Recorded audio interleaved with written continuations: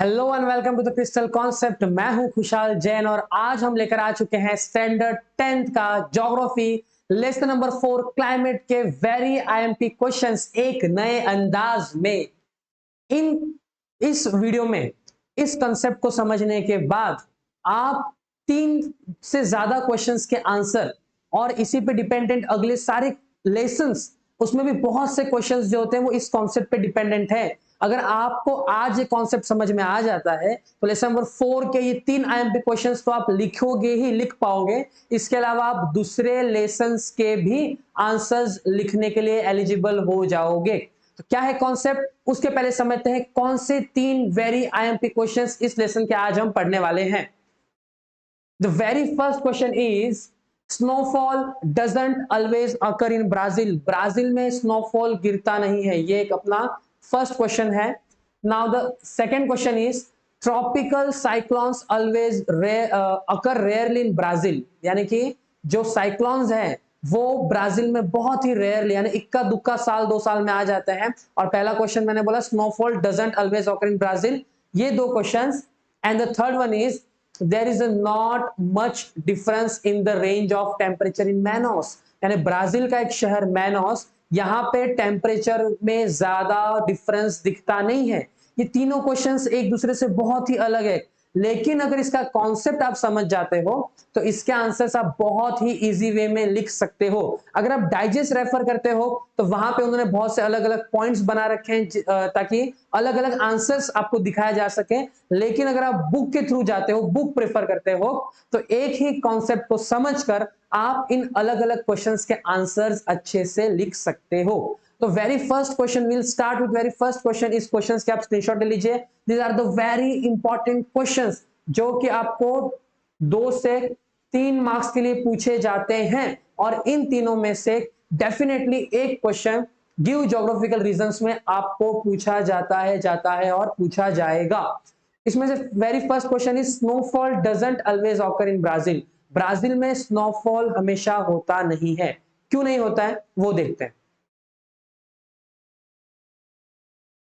अगर हम बात करें हमारे ग्लोब की या फिर अगर हम बात करें हमारे ज्योग्राफी की, तो इस पूरी ज्योग्राफी के सिलेबस में 2 कंट्रीज के बीच में कंपैरिजन किया हुआ है, Brazil as well as India. तो हमें ब्राजील का लोकेशन इस ग्लोब में समझना है ताकि इन क्वेश्चन के आंसर्स का कंसेप्ट समझने में हमको बहुत ही ज्यादा आसानी हो। Okay, as you can see here, ये हमारा जो ग्लोब है, इस ग्लोब के यहां से मैं एक टेम्पररी इक्वेटर ड्रॉ कर रहा हूं। यहां से इक्वेटर पास करती है। जो ये ग्रीनिश पार्ट आप देख रहे हैं, दिस इज द ब्राजील। और ग्लोब का ये साउथ पोल है, इसके ऊपर का नॉर्थ पोल है। This is the eastern side and this is the western side. तो जैसे कि आप देख सकते हैं कि ब्राजील के जो मेन लैंड है, ज्यादा से ज्यादा भाग वो साउथ पोल में क्या करता है, लाई करता है। और थोड़ा सा पार्ट यानी ये इतना सा पार्ट जो है वो नॉर्थ में लाई करता है। और बाकी का एक बड़ा सा एरिया जो है वो इक्वेटर पे लाई करता है। आई होप आपको समझ में आ गया होगा। ब्राजील की लोकेशन समझने के बाद ही आपको ये सारे कंसेप्ट समझ में आने वाले हैं। अगर हम देखें, this is the equator as I shown you earlier. This equator passes through the some northern part of the Brazil. Okay, now अगर हम देखें कि जो इक्वेटर है, हमें पता है कि इक्वेटर के परपेंडिकुलर सन होता है और सन की सबसे ज्यादा लाइट जो है वो कौन से पोर्शन में गिरती है, तो वो गिरती है इक्वेटर पे। सबसे ज्यादा सनलाइट और continuous through out the year ये सनलाइट गिरने के वजह से यहां का टेम्परेचर जो है वो पूरे साल भर सेम होता है। जैसे कि अगर हम इंडिया की बात करें, अगर हम नॉर्थ टू साउथ आए तो जम्मू एंड कश्मीर में टेम्परेचर -डिग्रीज में होता है। फिर जैसे जैसे हम नीचे आएंगे टेम्परेचर बढ़ता जाएगा, राजस्थान में 55 डिग्री तक चला जाता है, महाराष्ट्र में 28, 29, 35 तक चला जाता है, नागपुर में 40 तक 42 तक चला जाता है।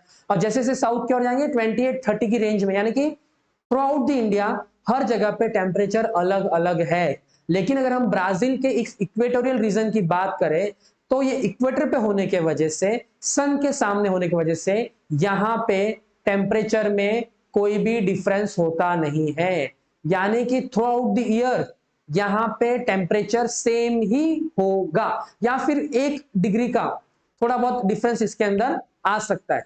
तो इतना ज्यादा टेम्परेचर या फिर कंटिन्यूस सेम टेम्परेचर होने के वजह से यहाँ पे स्नो गिरना पॉसिबल नहीं है क्या? कश्मीर जो है वो नॉर्दर्न पॉल की ओर, जैसे कि अगर हम देखें, अगर हम इंडिया की बात करें तो इंडिया का कश्मीर जो है वो नॉर्थ पोल की ओर लाई करता है, अगर आप मैप में देखोगे तो। इसीलिए वहां तक सनलाइट जो है वो बहुत कम पहुंचती है, इसलिए वहां पे बर्फ गिरता है। जैसे जैसे हम ऊपर की ओर जाएंगे रशिया, उसके ऊपर वहां पे अक्सर बर्फ गिरती रहती है, क्योंकि वहां तक सनलाइट पहुंच नहीं पाती है या फिर बहुत कम रेंज में गिरती है, इसलिए वहां पे स्नोफॉल होता है। लेकिन ब्राजील में इतनी कंटिन्यूस सनलाइट होने की वजह से यहाँ पे टेम्परेचर जरा भी कूल डाउन नहीं होता है, और टेम्परेचर कूल डाउन नहीं होगा तो यहाँ पे स्नो का गिरना इज नेक्स्ट टू इम्पॉसिबल। यही रीजन है कि यहां पे एक शहर बसता है मैनोस। इस मैनोस, ये जो मैनोस शहर है, ये ट्रॉपिकल रीजन के इक्वेटर के पास होने की वजह से यहां पर भी throughout the year, same reason है इसका भी, कि throughout the year sunlight होने की वजह से यहां पर भी टेम्परेचर में जरा भी डिफरेंस आता नहीं है। तो क्वेश्चंस के आंसर हम समझ चुके हैं कि snowfall doesn't occur in Brazil. Snowfall क्यों नहीं गिरता है? क्योंकि टेम्परेचर सेम है, क्योंकि वो इक्वेटोरियल रीजन पे है, और इक्वेटोरियल रीजन पे through out the year ample amount of sunlight is received. बहुत ज्यादा मात्रा में सनलाइट इस एरिया पर होती है, इसलिए यहाँ पे टेम्परेचर का डिफरेंस नहीं होता है और स्नोफॉल नहीं गिरता है। मैनोस जो एक सिटी है जो इक्वेटर पे लाई करती है ब्राजील की, यहाँ पर भी सेम रीजन है, बहुत ज्यादा हीट होने के वजह से, इक्वेटर पे होने के वजह से यहाँ पे टेम्परेचर में डिफरेंस जरा भी मालूम नहीं पड़ता है। एंड द सेकेंड क्वेश्चन जो हमारा था, जिसको मैं थर्ड में ले रहा हूं, जो हम देख सकते हैं, हमारा सेकेंड क्वेश्चन वाज देयर कि tropical cyclone occurs rarely in Brazil, यानी कि ब्राजील में जो है वो ट्रॉपिकल साइक्लोन्स क्यों नहीं फॉर्म होते। तो इसका भी आंसर मैं आपको यहीं पे समझा दिया जाता हूं कि ये जो हमारी अर्थ है, यहाँ पे इक्वेटर होने की वजह से, यहाँ पे ब्राजील का पार्ट होने की वजह से, एम्पल अमाउंट ऑफ सनलाइट मिलने के वजह से इस एरिया में यहाँ की जो हवाएं हैं वो पूरी तरह से गर्म हो जाती है और ऊपर की ओर चली जाती है। अब अगर साइक्लोन्स बनाना है या फिर साइक्लोन्स बनने वाला है, तो साइक्लोन्स किस तरह से बनता है, पहले हम उस कन्वर्जन जोन को समझ लेते हैं। समझिए, यहां पर है ओशियन और ये है लैंड, ये है सी और ये है लैंड। अब गर्मी के समय पे क्या होगा कि यहाँ की हवा भी गर्म होगी, यहाँ की हवा भी गर्म होगी, लेकिन कंपेयर टू सी, लैंड की हवा ज्यादा गर्म होगी, क्योंकि यहाँ पे पानी है और पानी की कूलिंग प्रॉपर्टी की वजह से ये भी हवाएं गर्म होगी, पर थोड़ा सा कम कंपेयर टू इस लैंड के इसमें। तो ये हवाएं जब इस ओर जाएंगी, ये हवाएं इस ओर जाएंगी, तो ये आपस में कंपटीशन करेगी ऊपर उठने के लिए, क्योंकि जो जितनी हल्की होगी वो हवा उतनी ऊपर उठेगी। आपस में कंपटीशन की वजह से यहाँ पे साइक्लोन्स फॉर्म होंगे। लेकिन ब्राजील में टेम्परेचर का जरा भी फर्क नहीं पड़ता, इसीलिए ब्राजील में चाहे सी हो चाहे लैंड हो, इक्वल अमाउंट ऑफ टेम्परेचर होने की वजह से यहाँ की हवाएं भी उतनी गर्म होती है, यहाँ की भी उतनी, इसलिए सारी हवाएं ऊपर और उठती हैं और इनके बीच में कंपटीशन नहीं होता, कन्वर्जन जोन बहुत लो हो जाता है, इस वजह से यहाँ पे साइक्लोन्स अकर नहीं होते। Again the reason is equatorial region. I hope इस कंसेप्ट से आपको ये तीन इंपॉर्टेंट क्वेश्चन समझ में आए होंगे। अगर हम बात करें एक और इंपॉर्टेंट क्वेश्चन की, कि India receives precipitation from north east monsoon wind too. देखिए, इंडिया को हम इतने लकी हैं कि अगर हम यहाँ पे अगर आप देखो कि दिस इज द इंडिया, जो हाईलाइट आप देख रहे हो, ये जो हाईलाइट आप देख रहे हो ये इंडिया है। इस इंडिया में तीन ओशियंस इसको मिले हैं, अरेबियन सी, इंडियन ओशियन और यहाँ पे बे ऑफ बंगाल, यानी इन तीनों साइड से तो वाटर वेपर्स या फिर ट्रेड विंड्स हमको मिलती हैं। पर इन्होंने क्वेश्चन पूछा कि नॉर्थ ईस्ट, यहां से आने वाली हवाएं भी हमारे देश में बारिश लेके आती है, यानी कि सोने पे सुहागा, यानी तीन साइड से तो हमको बारिश मिल ही रहा है। इस जो चौथे साइड जहां पे कहीं तक दूर दूर तक ओशियन नहीं है, पूरा लैंड है, चाइना है, ऐसे देश है, यहां से आने वाली हवाएं भी हमारे देश में बारिश लेकर आती है। तो ये किस तरह से पॉसिबल होता है, ये हमको समझना है।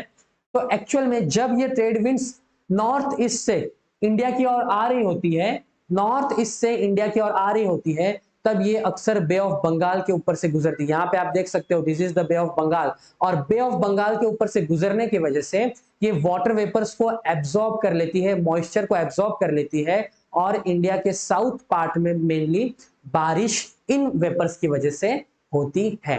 तो आई होप ये बहुत ही इजी कंसेप्ट है, आपको समझ में आए होंगे।